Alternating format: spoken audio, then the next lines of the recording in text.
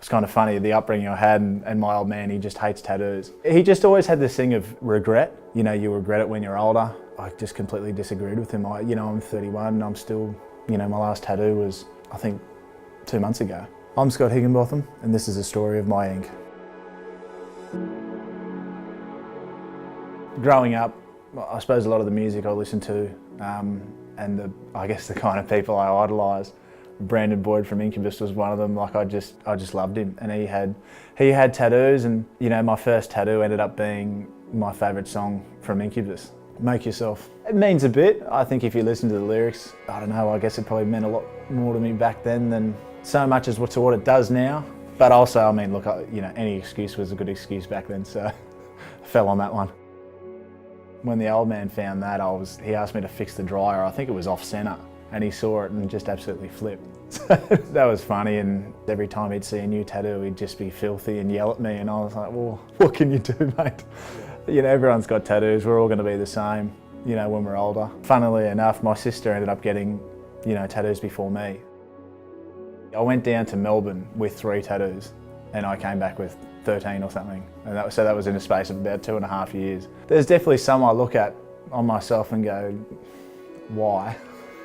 Or what were you thinking? But once I found a tattoo artist, I just stick with them, and I like the friendship out of it. So once I found a guy, I just kept going back to them, and when I felt like getting a tattoo, I'd call them and say, have you got time? And I'd have, a day and a half to think of a new tattoo.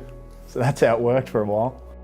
Up until I turned 30, I just kept it above my elbows. Then, I got married and I decided to get my wife's name, Madeline, written here, and it's sort of a scenic background picture of Mount Warning in the background where we sort of got married. And also my son, Aubrey, I got that one when he was born.